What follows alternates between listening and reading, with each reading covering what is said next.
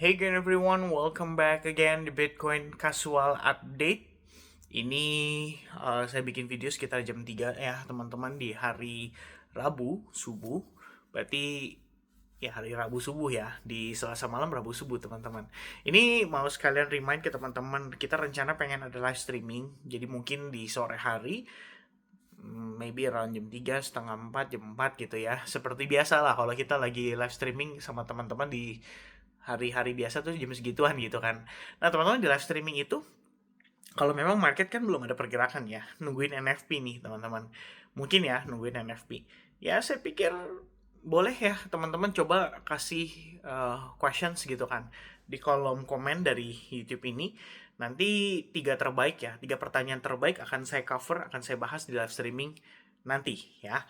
Nah teman-teman, sekalian saya pengen updating ya. Ini quick update aja karena Bitcoinnya nggak kemana-mana. So far masih di 69.000 ya, kisaran 69, 70, 68, 69 lagi gitu kan. Bolak-balik doang teman-teman.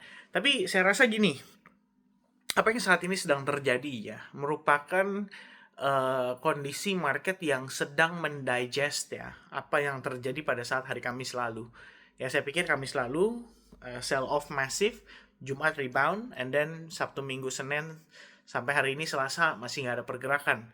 Because they're digesting ya apa yang terjadi pada market crypto gitu kan. um, Lagi dicari tahu gitu kira-kira penyebabnya apa sih tekanan jualnya kayak begitu parahnya gitu kan.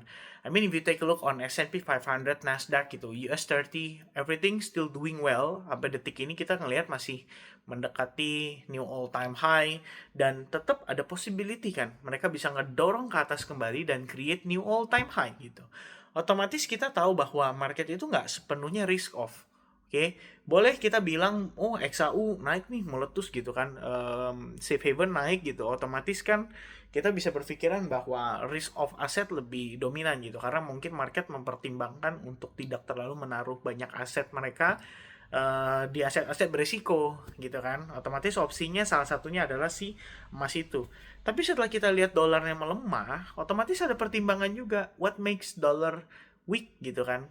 Kalau mereka memilih safe haven aset, berarti opsinya cuman emas untuk saat ini ya. Mereka tidak mau ngambil dolar index, mereka juga nggak taruh di US government bonds, dan itu artinya market akan cari alternatif gitu kan. Mungkin bisa aja mereka pegangnya lebih banyak di Swiss franc, yaitu salah satu opsi safe haven mereka untuk currency saat ini. Atau kalau misalnya kita bicara dari segi aset-aset lainnya gitu kan, jangan-jangan lebih banyak di stable coin. Bisa juga gitu kan. Ya stable coin tapi dolar juga. Artinya kan kita ngelihat melemah, tapi karena sifatnya mungkin digital jadinya udah nggak terlalu ketara teman-teman ya. But anyway ya, kita ngomongin itu, saya cuma mau bilang sama teman-teman ya, in current condition di mana market yang bisa dibilang nggak terlalu yang menghebohkan atau menggairahkan, somehow there's still opportunity buat teman-teman ya. Artinya kita ngelihat bahwa what is currently going on di market crypto atau di Bitcoin itu merupakan bagian dari big discount guys, yang sebenarnya selama ini ditunggu-tunggu gitu kan. Kalau teman-teman ngelihat rally yang berlangsung sepanjang 2023 2024 adalah rally yang menyenangkan, guess what guys? Well, there might be an opportunity buat teman-teman nikmati rally yang serupa, either di akhir tahun ini atau mungkin nanti di awal tahun depan atau mungkin di pertengahan tahun depan. Ya kan? Ya kalau kita memang melalui fase halving ya, teman-teman, itu artinya sekarang udah tinggal nunggu doang. Ya, ini udah bulan Februari, teman-teman. Sebentaran tahu-tahu ntar udah bulan Juni, tahu-tahu sebentaran udah bulan Oktober gitu. So, if you guys somehow not involving in market crypto gitu ya, atau kalau mungkin teman-teman ya, mungkin kalau not involving sih harusnya nggak nonton ini gitu. Tapi kalau kalian nonton, itu berarti kan very likely kalian involved gitu kan di market crypto. Kalian masih aktif di market crypto. My personal opinion teman-teman ya, dengan kondisi sekarang, sebetulnya udah tinggal building order doang guys. Kita udah cuma tinggal nunggu waktu sampai market maker itu siap untuk goyang gitu. I mean kalau kalian cek ya, recently teman-teman, Secretary Bessent itu masih aktif untuk coba beresin masalah crypto regulation ya. Pokoknya dia punya crypto regulation udah lagi pengen dijalanin, pengen segera disahkan gitu, pengen segera diberesin. Ini artinya teman-teman ya, kita tinggal nunggu waktu. Dan di kesempatan kondisi kayak begini, harga Bitcoin rendah, saya pikir nggak mungkin para whales ini nggak belanja gitu ya. Mereka bisa aja manfaatin kondisi sekarang ini untuk bagian dari mereka akumulasi. Cuman, ingat guys, akumulasi tidak serta-merta disertai dengan rebound yang impulsif.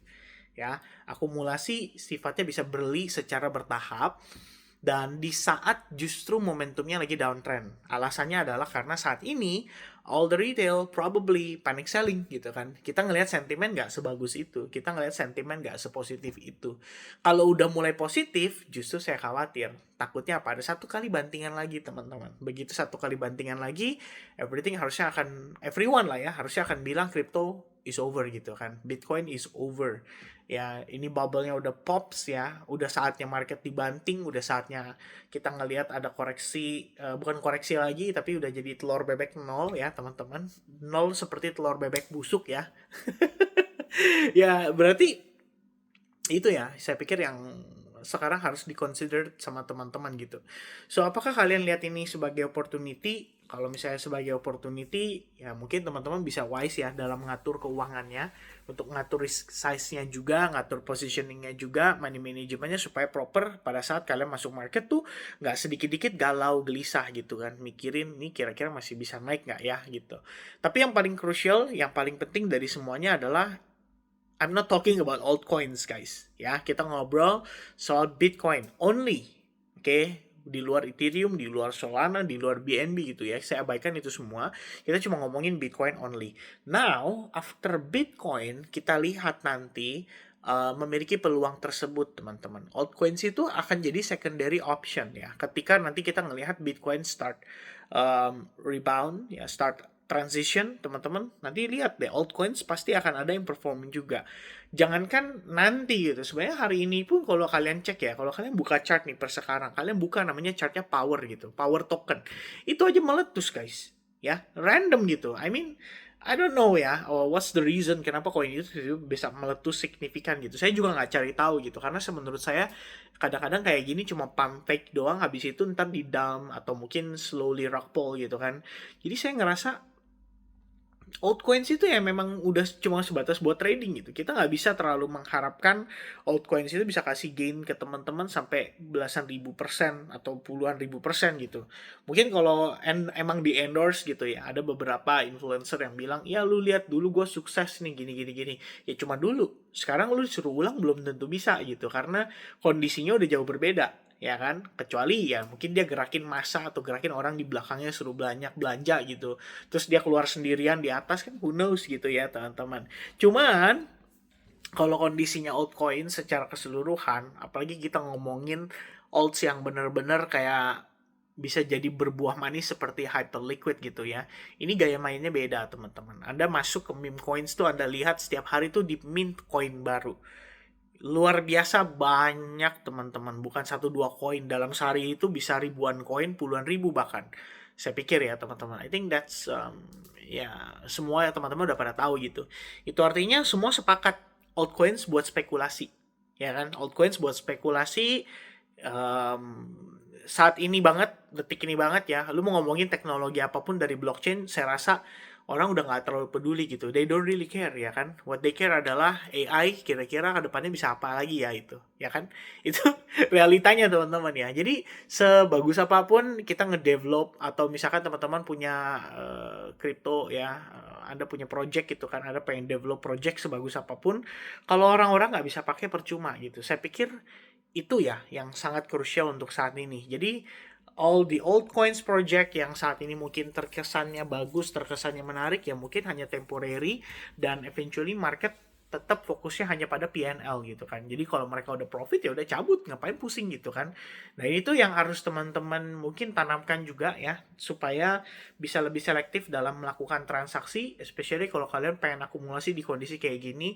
Jadi bukan akumulasi altcoins, tapi Anda coba pertimbangkan akumulasi pada Bitcoin gitu. Bayangkan Bitcoin adalah seperti ya aset yang mungkin bisa kasih teman-teman gain yang lumayan gitu. At least much better daripada kalian taruh misalnya di deposito gitu kan. Ya kita tahu ada volatilitasnya, kita tahu harganya naik turun, tapi pertanyakan kepada teman-teman, kenapa teman-teman beli Bitcoin? Secara jangka panjang value-nya akan seperti apa? Apakah Bitcoin akan lebih baik dari rupiah? Itu aja dulu ya. Kalau misalnya teman-teman bisa jawab itu, saya rasa teman-teman tahu apa akan teman-teman lakukan pada Bitcoin gitu. Dan that's what exactly I did currently ya teman-teman. Bukan I did ya, I'm doing right now gitu. Dan hopefully ya teman-teman dengan quick update kayak begini teman-teman tetap bisa dikuatkan ya. Itu aja sih sebenarnya purpose saya pengen update ke teman-teman ya. Jadi hopefully teman-teman tetap bersemangat walaupun saya juga sih ya sedih gitu guys ya. Ngeliat market flat kayak gini tuh boring gitu. But ya itu yang harus dijalanin ya. Realistically speaking, pasti saya juga boring. Saya nggak bohong teman-teman ya. I'm not gonna lie ya. Saya juga boring gitu. But yeah, 4 days ya is nothing ya. Currently teman-teman ya. We just have to wait longer ya teman-teman. Maybe 1 month, 2 months, 3 months. Ya, that's it teman-teman ya. So that's gonna be the update ya. Kita ketemu di live streaming besok. We're gonna have a lot to talk about teman-teman. Discussion seputar altcoins, seputar Q&A dari teman-teman dan ya market condition ya, NFP, CPI, you name it, teman-teman kita bakal bahas semua besok. Oke? God bless everyone. See you guys again in the next update. Have a nice day guys. Cheers. Bye bye.